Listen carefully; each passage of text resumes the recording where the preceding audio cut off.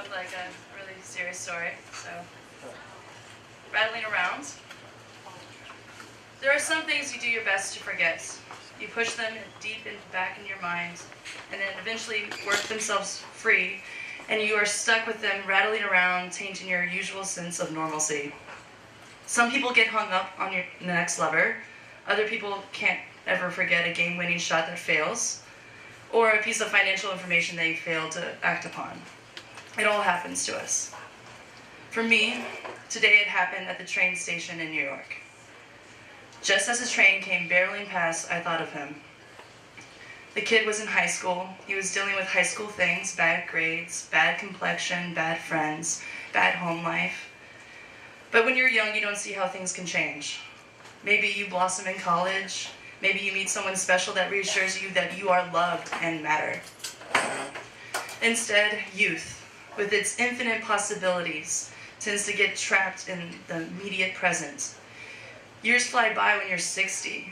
Just a couple of months can grind you into splinters when you're 17. It was spring. It was a nice morning. He should have been walking to school and thinking about the summer or trying to make plans to meet girls downtown. Instead, he went to the Burlington Northern train tracks. I have no idea if he would even thought about what he was doing. No one ever will. Did he chicken out at the minute a few times before? How many times had he watched an express train blaze past before he knew today was his day? Did he realize the permanence? He stepped in front. Whatever it was that brought him to the tracks, it was over now. These things happen. They shouldn't, but they do. I've written up dozens of stories about people killing themselves. I've known a few friends who have taken their lives either on accident or on purpose. But this one was brutal. You see, his father worked for the rail yard. It was his father's job to investigate all train accidents. He was the first on the scene from the rail yard. I'm pretty sure he did not know it was his son's body he would be looking at until he got there. I know his son knew what would happen. It had to have been planned that way.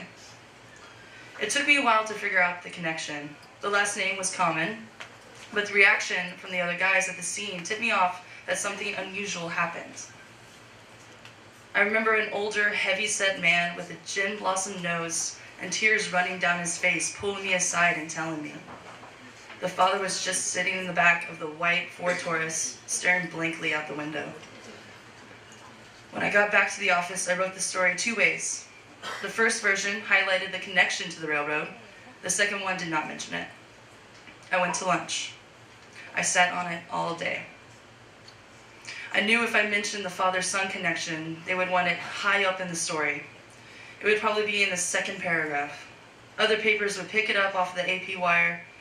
The television guys would talk about it for days. People would want me to interview his family simply because some other asshole wanted to interview his family. You see this a lot. Tragedy hits, victims are interviewed. Normally, private lives are made public. The media chase the story until they run out of painful, embarrassing details to keep a sick-minded public's attention. But I can't live that way. I don't see the point in piling on more misery when someone hits the lowest point they will ever see. So I never mentioned it to anyone. I had not thought about it for years until today. I was simply standing there today at the Newark Airport's train station, trying to catch a plane back to Houston and waiting for a phone call from a friend. Now this is just rattling around again.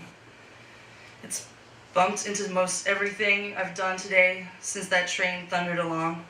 It will fade again, but it will never really leave. These things have a way of popping back up.